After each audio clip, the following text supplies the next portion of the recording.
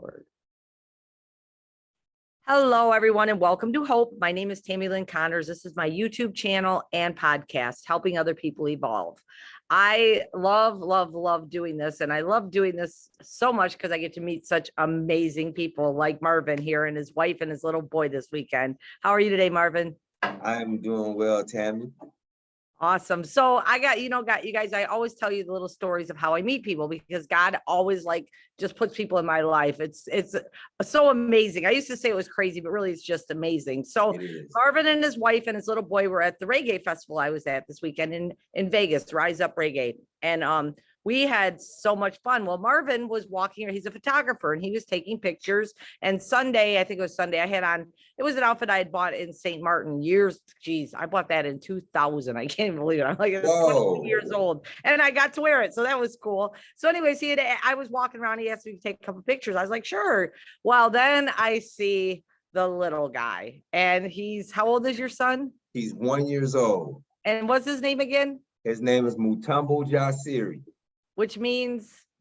Giving thanks to a courageous God. That's so awesome. So all of you that know me know I love dancing. So I'm dancing and I look over it and he's dancing with me. And it was the sweetest thing. Him and we danced, and then I actually walked away to go get some water, and the guys water thing, they're like, oh, that little guy still wants to dance with you.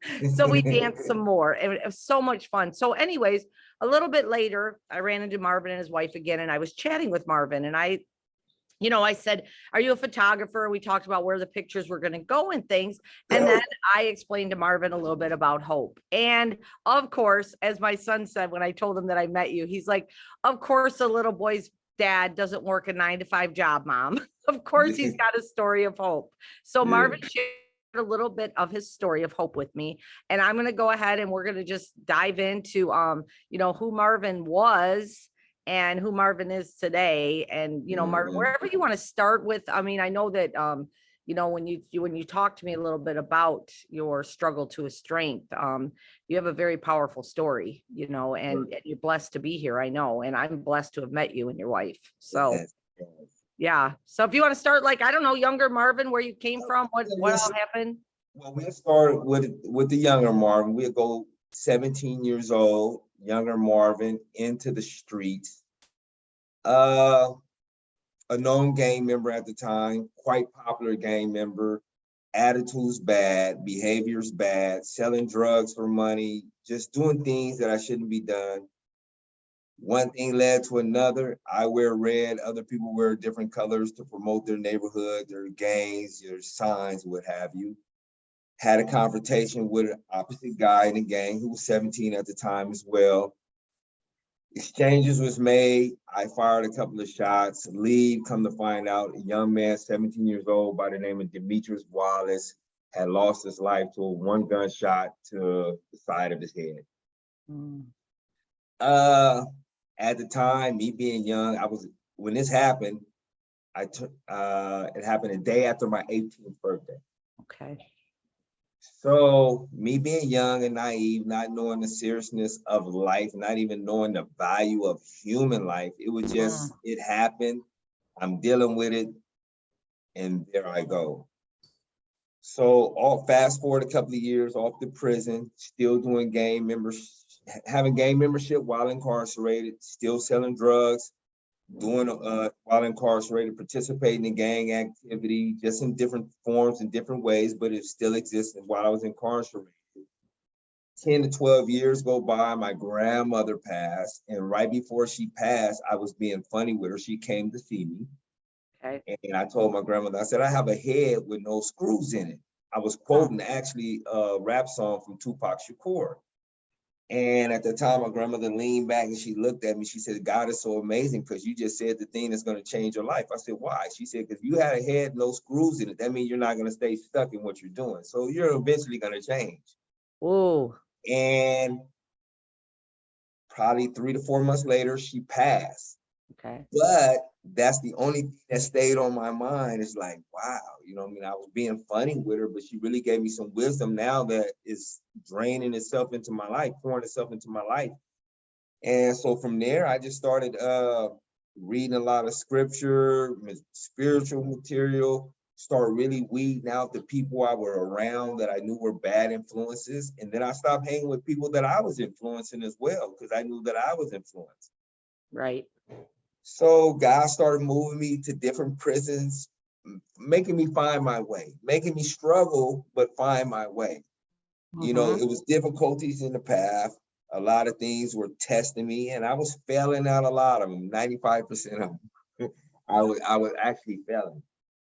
But I got to the place, to the point to where I knew that I didn't want to be the person I was and had been living, but I also knew that I had goals and opportunities ahead of me if I put my head on right.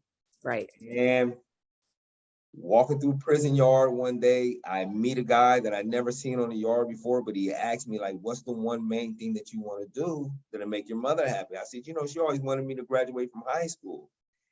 And he said, man, that's going to be granted. And what's after that? I said, she wanted me to go to college. He said, okay, no problem.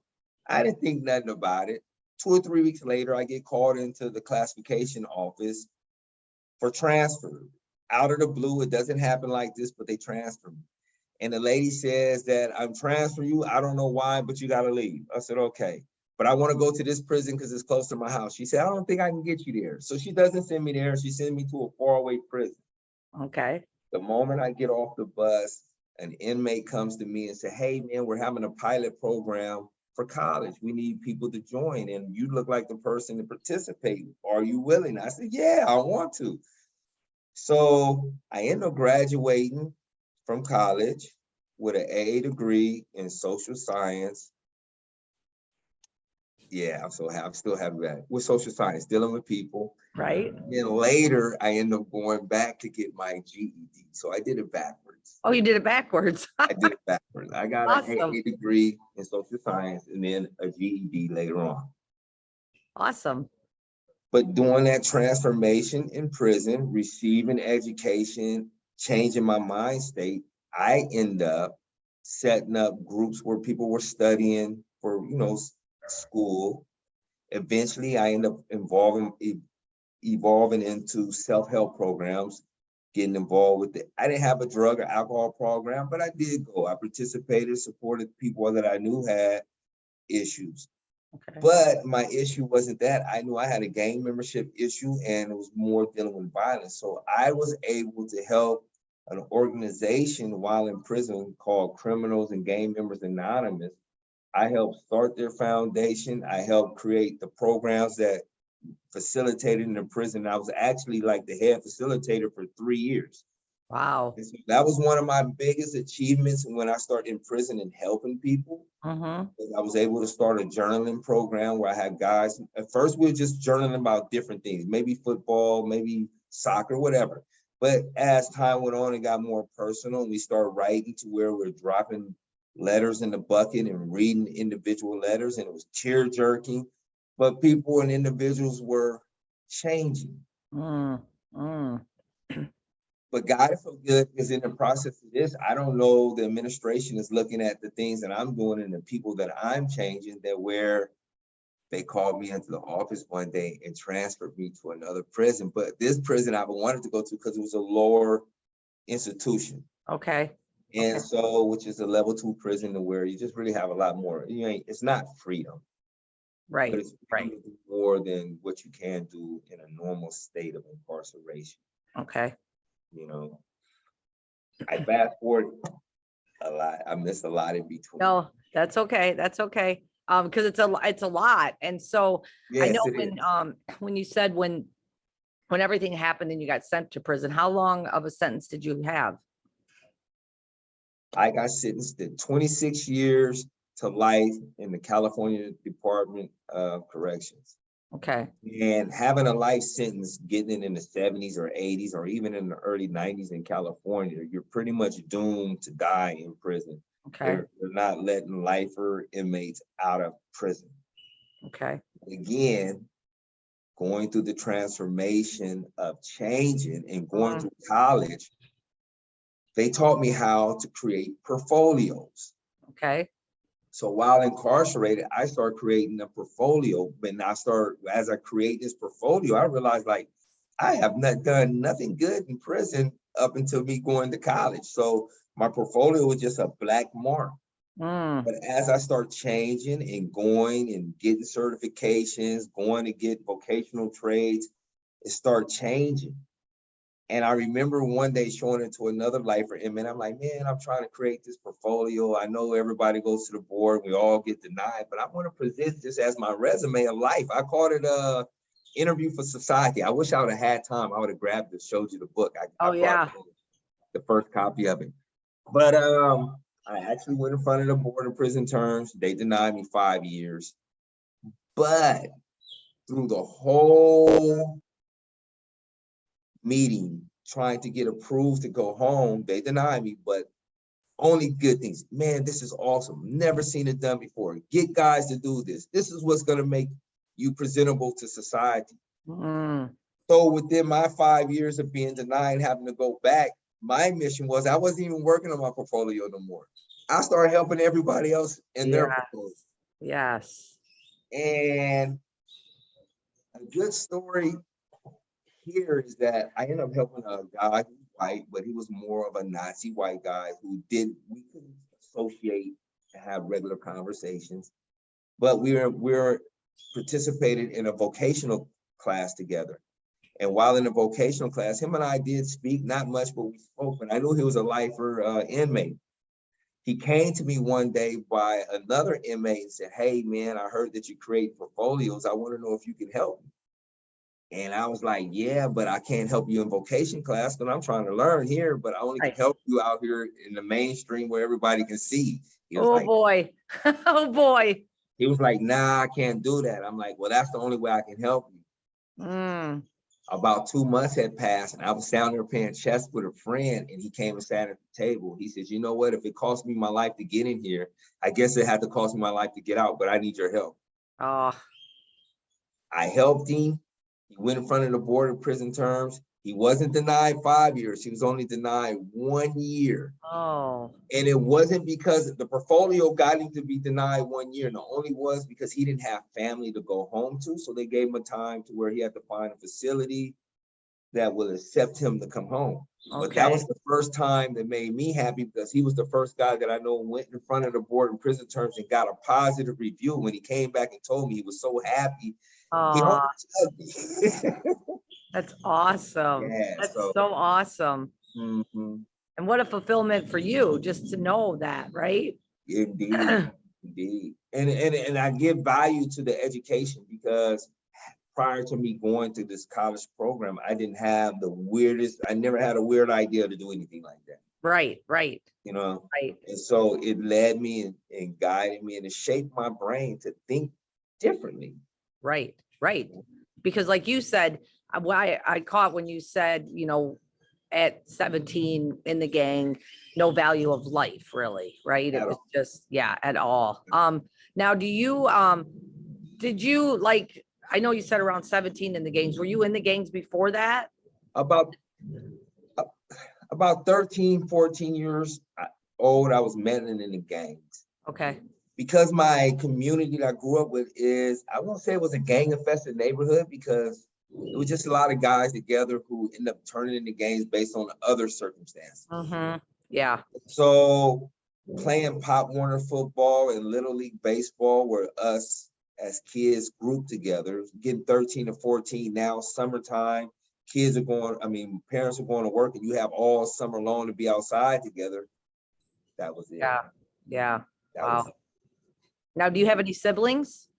I have a younger sister who's 2 years older than me. And I have a brother that I grew up, we're not blood related, and Okay. we grew up together and we actually went to prison together on this case. Wow. Yes. Wow. Now, So is he home too now? he's home now about 4 years. He ended up Okay. doing 29 years. Okay. He did a little bit more wrongdoing than I did while incarcerated, but he ended up getting his act together. Good. And believe it or not, he came home with an alcohol and drug studies certificate. And Okay. so he actually works. The place he paroled to was to help inmates, get acclimated into society. He Awesome. went there. He was so awesome at what he was doing. They ended up hiring him, so he never left. Awesome. That's so Yeah. awesome. I'll have to talk to him someday. Man, I'm gonna tell. I told him yes. No, I told him this morning that I'm gonna have a podcast, and the first thing he says, I need to talk too.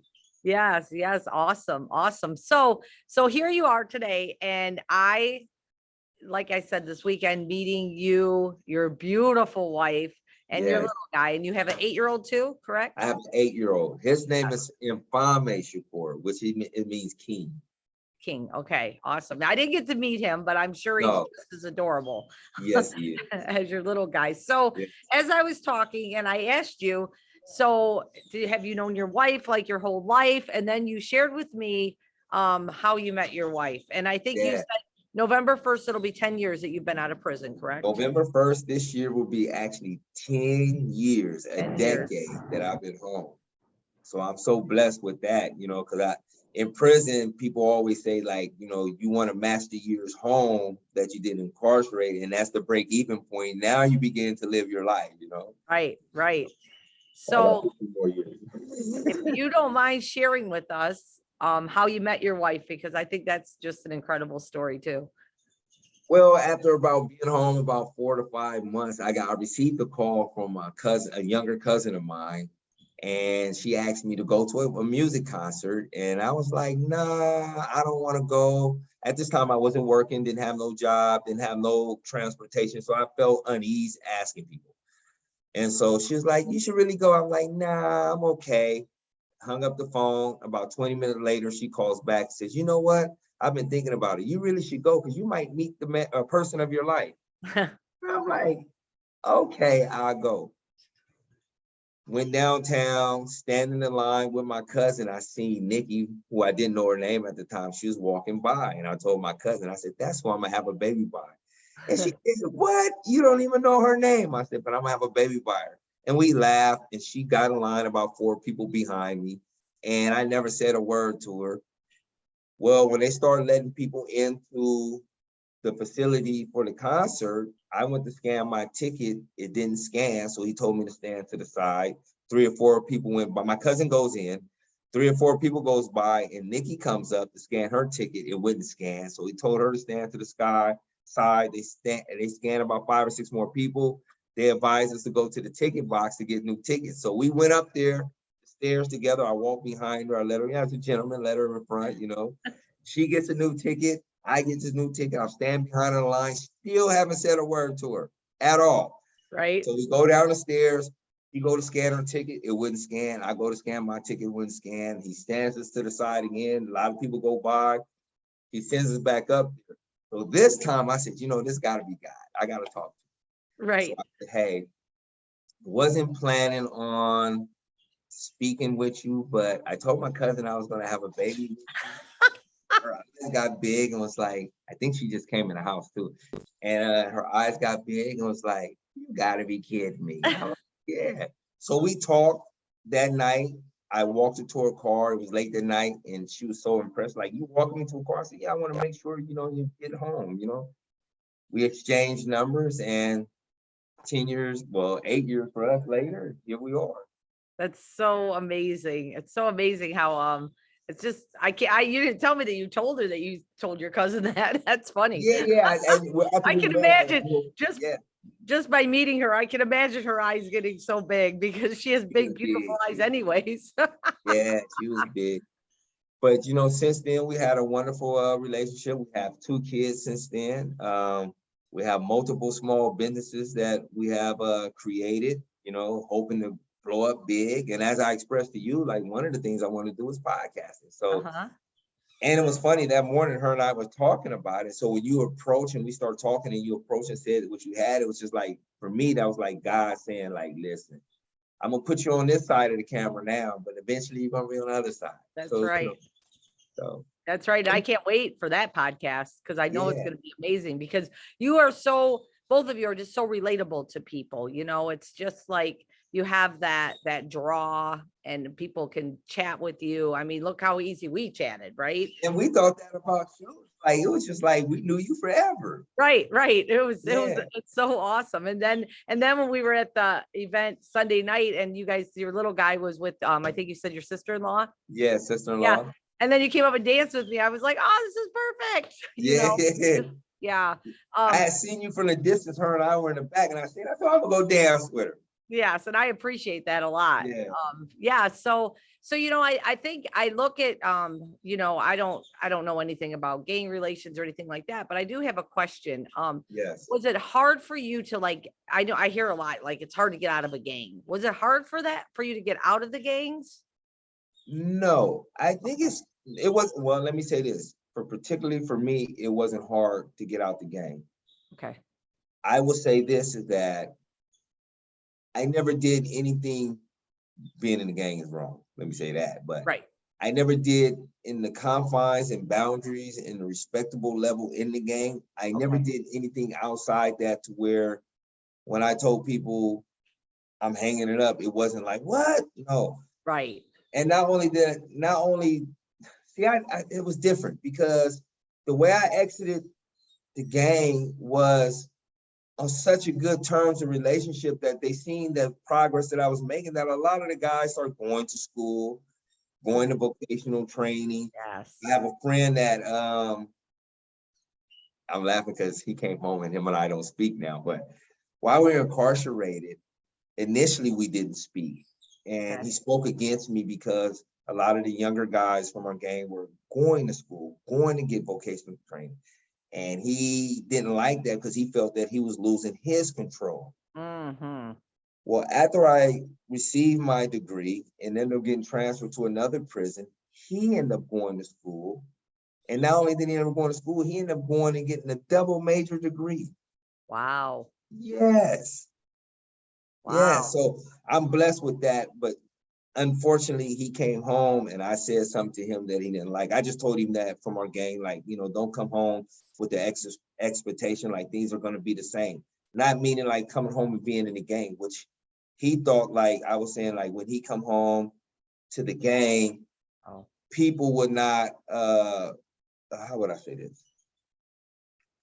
I didn't want him to come home and think that he should have expectation from a gang that he shouldn't want to be a part of. Right. But he took it as if, like I was saying, that he was nothing in the gang, and yeah, it just turned out all wrong. Yeah, that happens. Turned out all wrong. That happens, right? Yeah, that is a way of doing that too for us, You know what? And it's funny that you say that because since then the separation has been good. Mm-hmm. It has been good. So yeah. It's it's so amazing to me too, because I see when you're talking about how you've helped people, that smile comes on your face, that like, it's such a great feeling, isn't it? It's like when I talk about hope, it's like my face lights up about my son and my face lights up about hope. It's right. Because I know that whether one person hears the story or 10 people, it's going to change somebody's life. It's going to affect their life somehow. And that's what life's about, is helping other people, being that light to other people. It's all universal. Everything's universal. Yeah. And I believe in that energy. So for me, meeting people is not coincidental to me. Like meeting people are in my life for whether it's for a season, that moment, just in that time, but it comes for a reason. Yes. 100%. I don't think that it's not accidental ever. It's not, a coincidence. It's a God incidence, right? And it's exactly. I mean, and I like I told you a little earlier, because when I messaged my son and I sent a picture, I have a picture of us because your wife took some pictures of me and your little guy. Right. And so I sent it to my son. I said, look at my new dancing partner. Now, this was before I heard your story. And then it's like, my son was like, oh, he's so cute. And then I said, and then I told him a little bit about your story. And he said, the message back was, of course, Mom, his dad isn't somebody that works a normal 9-to-5 job. It's somebody that has a story of hope. And I'm like, that's how it always works. That's how it always works. Yeah. And I'm just blessed. And I always tell people, when I meet you and you're on my podcast, that you're my new friend for life. Your wife and you are stuck with me. And I'm excited, and I'm sure that I want to come back for more episodes. Yes. And and my wife and we're interesting just by being people by itself, but we're very interesting because we mesh on so many of the oddest things. Yes. Like, you know, even being at the reggae concert, like we're there and people just think that we're just people who float out of thin air. Like the conversations people were coming with us all weekend, like they were like happy to see us, like they seen us before, like they wanted to say something but never did. It's like, and I Yeah. never seen these people. It was just amazing this weekend. The Yeah. most randomness things happen, you know. One guy, and my wife will tell you, speaking about podcasting and hope, he's from Utah. He walks up and said, man, well, actually, he goes to speak to my wife first. He tells my wife that I want to speak with him. And something I need to say to him. I want to try to change him. So my wife like points, well, there he go, talk to him. So he comes up and we began talking. And he's asking me a little bit of my story. And I told him the same thing. Well, I did 25 years in prison, locked up, gang-related murder, blah, blah, blah. And then he goes on to say, man, I'm coming over here to change you, but I'm looking to change too. He grew up with a racist father, pretty much. And that was his mentality. And he was saying that every black guy that he see, he tenses up, he gets strong, and he goes in his mind to want to say things to him, to fit in with him. And he asked me, like, why does he do that? I said, because you're not being yourself. I said, you're trying to match this guy's energy for whatever reason is going on in your head. You're just not being yourself. Right. So he walks off, he comes back, we have a little bit more conversation, gets more in detail. But this time when he leaves, he goes in his pocket and he's like fumbling around. I'm like, man, what are you doing? He said, I'm trying to give you cash money because I want to pay you for your time. Oh. So his wife ended up giving him a $20 bill, and he has me the $20 bill. And I'm like, no, I don't want it. He said, no, you need to take it because you just healed me and I want to pay you for your time. So he gives me a $20 bill. Me and my wife laughed because we thought it was funny. But when we walk off, another lady stops me and says, I just want to touch you. And I'm like, why? She said, for some reason, you're just a healing energy. And at that moment, I realized that $20 was the currency for her. Yes, yes, yes. There was a lot of that this weekend. Like I had a lot of people come up to me because you saw me. I'm just outgoing, you know, outgoing, loving life, dancing. And then when I tell people that I've been sober for 18 and a half years, they're like, really? I'm like, yeah. When you told me, I was surprised. I'm like, what? Yeah. And it's just me. I've just learned that I'm just loving life and being the best light that I can be in the world. But so many people came up to me. I remember the one girl I really remember, she came up to me and her hair was pink and blue and green, and she had these ponytails, and she was the cutest thing. And she come up to me and she was just like, I just had to say something to you. She's like, I've been over in general admission all weekend. You've been over in VIP all weekend. And I have just been watching you, and you are just a light, and you've made my weekend so much brighter. And I was like, thank you so much for telling me that. And she's like, I am so sorry I bothered you. I said, please know that if you're ever sharing a light with somebody like that, that is not bothering them. That is like, that's why I'm who I am. Right. And it's just like that, you know. If it's the same young lady, she walks up to Nikki and says, I don't have no friends, and you're my new friend, and hug Nikki. She had the purple hair. Oh, it's probably her then. Yeah, her name was Alex. Yeah. That was her. Yeah, that was her. The connections. And just being that person, right? Just being to let them, I mean, even just to go home and be like, wow, I could be like Marvin and Nikki and just be happy, or be like, and just that little bit of hope. If they can get that little glimmer of hope, you never know what that can do for somebody, you know. And I talk about that a lot, like especially in the world we live in, you know, just opening a door for somebody, just smiling at somebody, just giving them a compliment, just saying hi, you know. You don't know what that person is going through that day, what struggle they may be going through. And just you, by being that light, I mean, just you guys this weekend, I'm sure there's a lot of people that were there that are struggling, right? Exactly. And just to be like you, like taking a picture of them and then them seeing it like on your website or on the reggae thing and being like, oh, look. And it's funny, you know, me and Nikki was sitting here this morning like 5 or 6 people found me just to thank me for taking their picture, Yes. you know, because I posted it, you know, and they're just so excited. Like, Yes. you know, so I love, and you know what? I actually love doing that. I really do, because I understand like moments are meant to be had. And Yeah. a lot of times we want to hold on to those memories and we just can't, because our minds just get filled with so much of Sure. life, Sure. you Sure. know? Yeah. So going back and having that picture 5 years ago will bring up that memory. Like, I Yeah. remember that. I remember that. Yes. Yeah. Yes. So So I want to ask you something. I know you mentioned the young man's name that, you know, everything that happened. Have you ever like been in contact with his family or anything like that?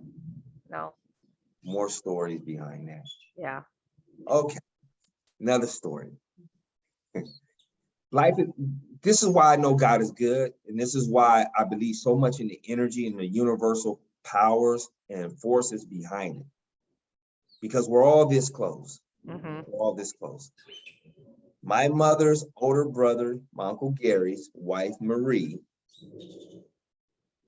are you following me? Yep. Her best friend was a young man's mother. Oh. Not knowing, I find out years later, not knowing, him and I actually went out to the zoo together. Oh my We goodness. did play dates together when my auntie was babysitting. Never knew this. Never Oh. knew this. And probably about 4 or 5 years ago, she actually showed me a picture of us at Balboa Park together. Oh my goodness. So I didn't know, because I was so young, the Sure. connection of my auntie and his mother name is Miss Laverne, mother being best friends. Oh. So when all this took place, about a 7 to 10 year period after it happened into my incarceration, my mother's aunt, my auntie and my mother didn't have a communication line before, or it stopped because of what had took place. She was friends with Miss Laverne. I'm her nephew. But the whole time she never explained to my mother that her and Laverne were best friends. While I was incarcerated, I run into another young man who were friends with their family. And he had told me, he's like, hey man, his younger brother do not ever want to see you, but his mother is very remorseful because she felt like, you know, you being so young, you had to make a mistake. Like, she always wants to know how you were doing and want to reach out. I still at this time didn't know that my auntie Marie and her were best friends. Oh, okay. So the young man gives me an address, but it's not to Miss Laverne. It was actually to his cousin's house who knew Miss Laverne. Okay. He transfers the letter to Miss Laverne, and Miss Laverne reads the letter and contacts my auntie and says, from here on out, I want your nephew to contact you to write to me. So I wrote her about 5 or 6 times, and she wrote back like twice. Mm-hmm. But on the second letter, and this is right at the time I started changing too. Okay. So on the second letter, she says, I cannot support you in your way of coming home, but I know that God will take care of you in the way you need to be if you're doing the right things, and you will have my blessing if that takes place. Oh. And so that was the last letter I received for her, but that was a powerful, impactful letter to me, because at that point I was like, I can't change. I got to go back and keep doing what I'm doing. I can't revert back to who I am, because she forgave me.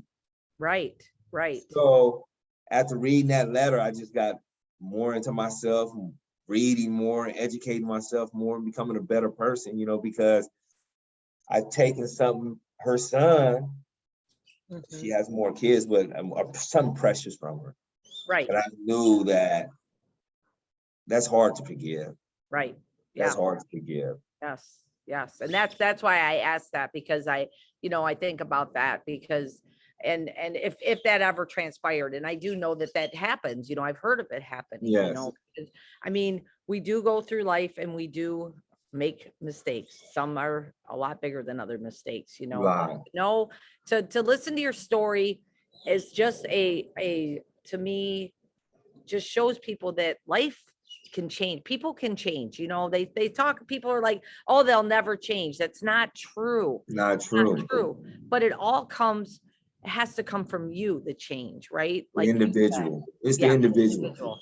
Yeah, because I even look at now when looking back when I first was incarcerated, I tell people, oh, they don't have programs to help people, which they don't have a lot of programs. Let me Right. say that.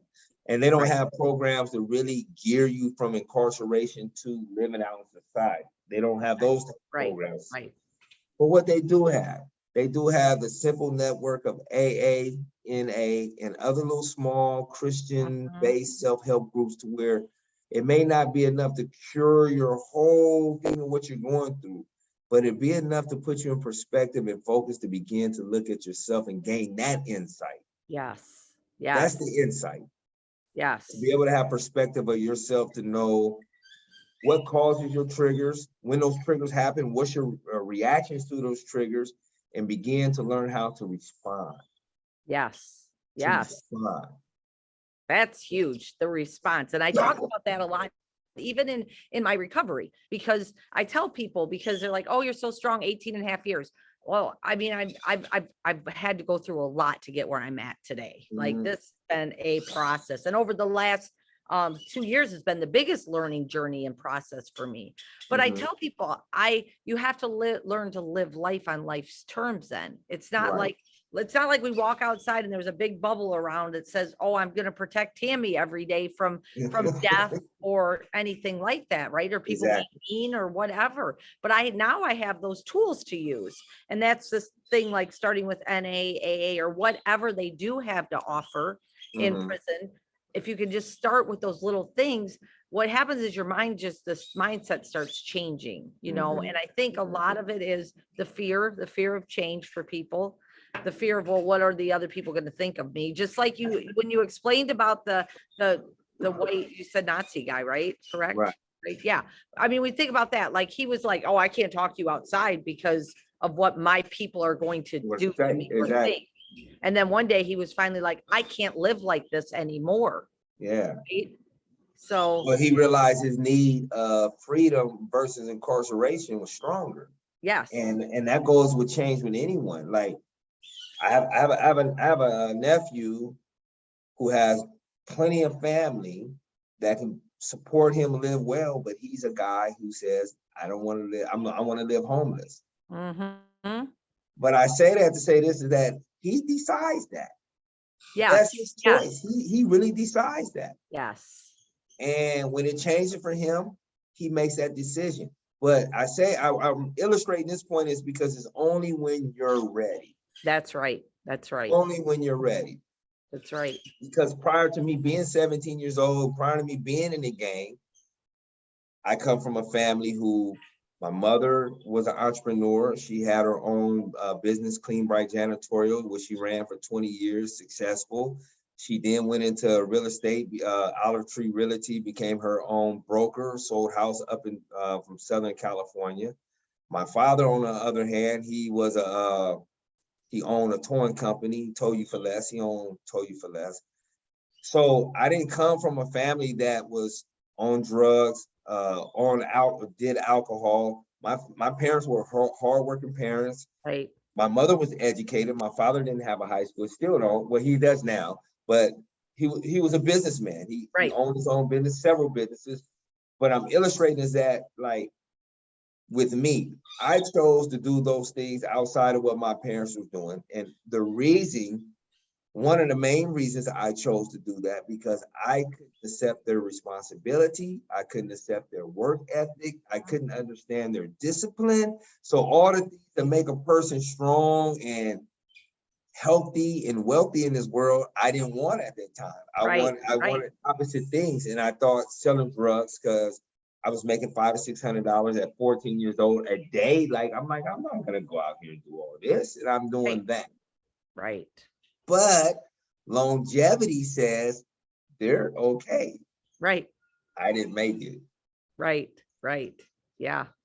So again, I'm illustrating that we all have choices and we all make our own decisions. No matter if you come from an affluent background, you come from a bad background, you're going to be the person you want to be. That's right. That's right. It I just posted that yesterday. I think it was something like your something about your circumstances. It's not your circumstances that defined you, it's your decisions that defined you. Exactly. You know, your Exactly. circumstances are your circumstances. They are what they're gonna be. Yeah. You know, but and the thing is here we sit, you know, I'm 57 years old now. I'm not sure how old you are, but you know, 51. there's pardon? 51. Yeah, so we're sitting here with like wisdom, like we're like, listen, and this, and it's so hard when you're talking to other people, like you said, like your nephew, for instance. I have family members that are still, you know, alcoholics, drug users, and people are like, well, why don't they learn from you? And I'm like, all I can do is give the wisdom of the struggles I've been through, That's it. the strength I've gotten to, but until they're ready to make that change, no one's going to make that change. You know, it's why I have the serenity prayer tattooed on my leg. You know, God grant me the serenity to accept the things I cannot change, the courage to change the things I can, and the wisdom to know the difference. Wisdom to know the difference. Yeah, because it's, and that's the thing, you know, and as this is why I do hope too. It's just that maybe somebody will hear that story and be like, oh, I don't have to live like this. I can make a change. It's okay. You know, it's hard, but it's okay. You know, I don't ever want to sit here and I say this to people like that.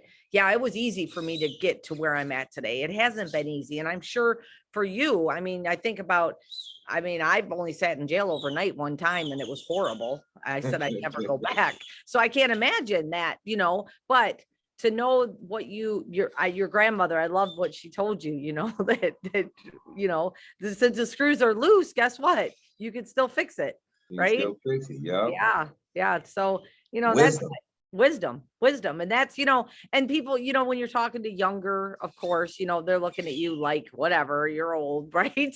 But sometimes that wisdom will click with them, and it might not be today. And the thing is like we were talking about the people at the reggae festival, you know, that young girl or this person over here could be walking one day and remember something that we said to them. You know, it may not, we might have just planted that little seed and they're walking, and that gentleman that you said gave you the $20, you know, he might be 4 years down the road and something happens. He's like, oh wait, Marvin said this to me. Exactly. You know what I mean? So, you know, because a lot of times we're like, oh, that didn't help, but we don't know what's going to happen in the future. And like you said, I don't think anything's a coincidence. And whether we're talking to each other or somebody out on the streets or someone at a store, God put them there for you to say something, you know? Indeed. And like one of my biggest things, and I even have it now, there's things on my heart I be wanting to say to certain people. And then when I go to say it, I just like, they're not going to receive it. So I don't even say it, but then I get mad at myself because I should have said it anyway, you know? So that's like one of the biggest things that I still have, you know? Wanting to say something, but don't say it at all because of fear of how they may react. That's a whole nother podcast. But you know, it's true though, because, and I'll even say this sometimes to people, because sometimes you're going to say something, they're like, what? But I've learned to say to them, listen, please don't think I'm crazy or I'm weird. I just wanted to say this to you, you know? Right. And sometimes it's that I've had people where I've said something to them that a tear will come to their eye and they'll be like, thank you for saying that, because I need to hear that right now. Exactly. So a lot of times, you know, it's meant that we're supposed to, and we walk away. Sometimes I'll walk away and I'll be like, dang it, I should have said something and I didn't, right? You know, so it's important to get over that fear of it, you know, because it's our own fear. There's nothing else. So what if they look at us and be like, well, that person was weird, because they might walk away and then be like, wait a minute, that wasn't weird. That's what I needed to hear. Exactly. You know? And I've been a receiver that somebody say, all right, this dude's crazy. But then I think about it like 3 or 4 days later, I'm like, I should have said something. Yeah. So I get that too. You know? Sorry, I keep muting me because the planes keep flying over. Okie dokie. Well, we got many days and many months and many years and many weeks. Yes, for sure. And I can't wait. I always tell people, you know, I love doing more podcasts because I know we have more insights and we learn more. And that's what this is all about for me, you know, just being out there. I didn't even say at the beginning what my mission and vision is. And so for those of you that do not know what my mission and vision with Hope is that you might hear a story, you might hear Marvin's story or Jamie's story or AJ's story and be at home struggling, feeling like you're all alone. And then you hear their story and you get up that day and you walk outside and say, yes, I can walk outside. Marvin changed his life. I can change my life. Tammy changed her life. I can change my life. The change all comes from you. And that's my hope and mission and vision with this, is just to help somebody know that they don't struggle alone. There's so many people out here struggling, but there's so many people that have gotten to a strength like Marvin has. This story is I was like, as soon as you started telling me, I'm like, thank you, God, for it them, and it all came from dancing with a little guy. Yeah, and I was thinking the same thing when I walked away. I told my wife, I said, man, life is just funny. We're just talking about podcasting and she wants to do it. Yeah. I just throw my hands up, Yeah, like, that's how that works. So if yeah. you want to share a little bit, just a couple of things that you and your wife do, some people can look you up and, maybe if they're in your area, they can hire you for photography. Well, we do photography. We are on Magical Moments is our main business, where we have photo booths. We have a 360 photo booth. We have a mirror stand-up photo booth. We also do impromptu shoots where we have set up a backdrop, pretty much how we was at the Reggae Fest. They already had theirs set up. Yeah. And we go around, we take pictures of people and catch them in their moments. That's one of the things we do. We breed dogs. We're boxer breeders, so we breed boxers. And she has Magical Gem Fairy. You can find her on Instagram with that, where she puts diamonds and different pearls and gems on teeth. Okay. She's a seamstress, so she sews her little clothes and make outfits for different people and artists. Okay. And a lady did a modeling show one day she did for it. Awesome. I took out to my father. I took over Tow You for Less. So I do tow you. I am doing towing. So I'm mainly doing towing from California to Nevada or California to Arizona, really short tows. I really don't do the local. I like driving and getting out of here. So we're doing that. And we're just creative people. It ain't too much we don't do, so. Yes. Now you guys are located where? We're actually in Riverside, California. That's like in between, like above San Diego, north of San Diego, but to the east of Los Angeles. Okay. Awesome. So anybody on here that's in those areas, there you go. In those areas, yeah. For the towing. But, and just because there's so many, and maybe even the pictures and photo booths, that's so awesome, Yes, exactly. Yeah. So yeah, I'll put those links in the comments and stuff too, so people can find there you guys. Go. Yes, there you go. We appreciate it. Yeah. And hopefully come back and speak again, maybe as a couple too. Yeah. Oh no, I don't know if you ever had. Yes, absolutely, I do. So we'll have to set that up and have you guys both on here. We'll do that soon too. There you go. Yeah, that'd be awesome. Yeah. Awesome. So, all right. Well, listen, is there any last words that you want to say to anybody or? Well, I want to say to you, nice meeting you.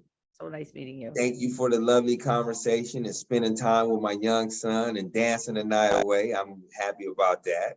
Yes. And I just hope that we can have future meetings and stay acquainted and, see each other at the crossroads. We will for sure. So thank you so much, Marvin. I appreciate you getting on here and taking the time out of your day. I know you have a busy day, so I'm just blessed you got on here with us. And I can't wait. Yeah, we'll definitely set that up with you and your wife, and everybody will know about it. And I'm excited. So I am too. Day, okay. And thank you everybody for jumping on Hope. I hope everybody has an amazing day. And remember, you're not struggling alone. You can reach out. There's so many people out here that are willing to help and get you to a strength.